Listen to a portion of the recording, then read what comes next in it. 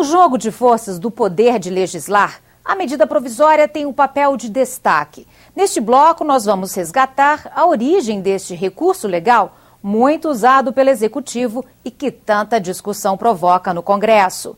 Também vamos mostrar a diferença entre a medida provisória e o decreto-lei, um outro mecanismo que permitia ao presidente da República criar leis de efeito imediato. O decreto-lei foi criado na época do Estado Novo, em 1937, e usado até o governo militar. Se não fosse aprovado ou rejeitado, ele virava lei, por decurso de prazo. A volta da democracia e a Constituição de 88 devolveram o papel do legislativo, mas também deram ao presidente da República um instrumento para fazer leis que entram em vigor imediatamente. Nascia a medida provisória. A medida provisória é tirada, copiada literal e servilmente da Constituição italiana, chama-se Provvedimenti Provisori. Com uma diferença, lá é um regime parlamentarista. Aqui não, no regime. Isso é uma excrescência do regime presidencialista em que há absoluta separação de poderes.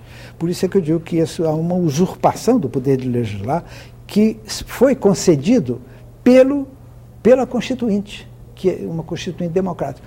Em 20 anos, desde a promulgação da Constituição de 88, o Poder Executivo editou 6.515 medidas provisórias, mais que o dobro dos decretos-leis editados pelos generais-presidentes durante todo o regime militar, no total de 2.272. O decreto-lei forçava uma decisão, como a medida provisória também força, que tranca a pauta, mas a medida provisória dá um pouco mais de tempo para tramitar e tentar aprovar. Já 30 dias com o decreto-lei era muito pouco tempo. Mas, por outro lado, o decreto-lei não entrava em vigor imediatamente. A medida provisória dá mais força porque ele entra em vigor imediatamente. O decreto-lei da época da ditadura, ele entrava em vigor, terminava a morrer. A medida provisória não, ela é renovada. Nós temos uma do Plano Real, editada por Fernando Henrique, que está sendo renovada até hoje, mais de 670 vezes. Isso é cruel. As medidas provisórias precisam ser urgentes e relevantes, critérios que nem sempre são cumpridos. O governo não respeita e manda para cá milhares, centenas de medidas provisórias que não têm nem urgência nem relevância. Às vezes tem umas situações que são muito relevantes e muito urgentes, né? Mas são situações ou casos raros, por exemplo, e não por coisas mais corriqueiras. Sem as medidas provisórias, planos econômicos, como o Collor e o Real, não teriam tido o efeito desejado. Você não podia fazer os planos, sobretudo como eram concebidos na época, permitindo que as pessoas corressem para reajustar preços. Tinha que haver um certo elemento surpresa. E tudo isso fez com que o Congresso, no começo, até aceitasse os planos que vinham por medidas provisórias, porque eram algo visto como necessário, como emergência. Então a medida provisória tem vigência imediata, é o fator surpresa, portanto não dá margem para gerar especulações. O ex-presidente Fernando Collor conta que, a pedido de líderes dos partidos, trocou algumas MPs por projetos de lei quando editou o Plano Collor. Um deles era sobre a rede ferroviária. Qual não foi minha surpresa que um desses projetos de lei acabaram de ser aprovados agora. 18 anos depois, né? 18, 17 anos depois. A lentidão do Congresso em votar é o principal argumento do governo para editar tantas MPs. Os mecanismos deliberativos de uma Câmara e de um Senado são, para a perspectiva do tecnocrata, complicados, não é? Demora muito. O Congresso é muito lento para aprovar as coisas. E volta e meia a Câmara aprova uma versão e o Senado aprova outra versão. Aí tem que voltar à Câmara, né? Então vai nesse ping-pong até aprovar.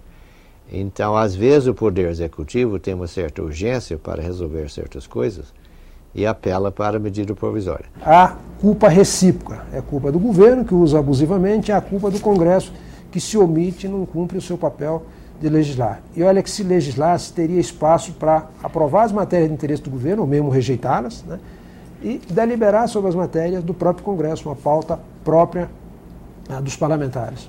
Elas são um instrumento indispensável à governabilidade, mas elas hoje, o rito de tramitação está obstruindo a pauta e prejudicando muito o poder de legislar do legislativo. Nós temos que corrigir essas distorções e aprimorar o regime das medidas provisórias. Em 2001, o Congresso mudou as regras para analisar e limitar a edição das medidas provisórias. Elas deixaram de ser reeditadas várias vezes. Aquilo ali foi um grande laboratório em que cada reedição se fazia uma experiência, incluía-se uma matéria nova para testar se funcionava ou não.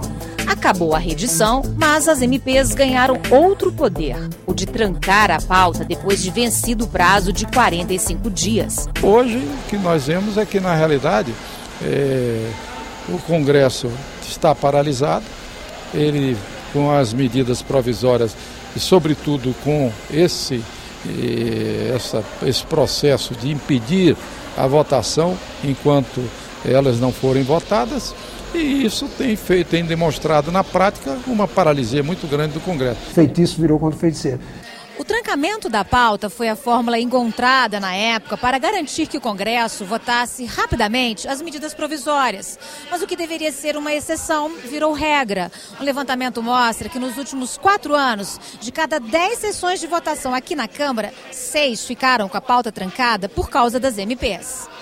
Número que se repetiu no plenário do Senado em 2007, quando das 145 sessões de votação, 89 ficaram com a pauta trancada. Mas aqui a média nos últimos 4 anos foi um pouco menor do que na Câmara. De cada 10 sessões deliberativas, 4 ficaram com a pauta trancada por causa das medidas provisórias com prazo vencido.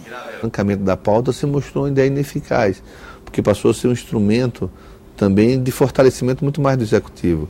O Executivo consegue trancar a pauta do outro poder, então isso não é um instrumento correto. Essa emenda constitucional número 32 mudou a lógica e estabeleceu o que não é permitido. Ora, se estabeleceu 3 ou 4 pontos do que não é permitido, tudo mais é permitido, se você estabelece o que é proibido. É um problema que chegou ao seu limite. Eu percebo hoje que um crescente número de senadores e deputados, da oposição e do governo, não importa, se sente inconformado e incomodado com essa usurpação da função legisladora do Congresso. Este excesso de medidas provisórias que absolutamente não se justificam e que ferem, sem a menor dúvida, a Constituição Federal. Situação que asfixia o Congresso e ganhou prioridade para os presidentes da Câmara e do Senado. Não é exagero afirmar que a cada medida provisória editada sem os critérios de relevância e urgência, a Constituição é rasgada com desprezo.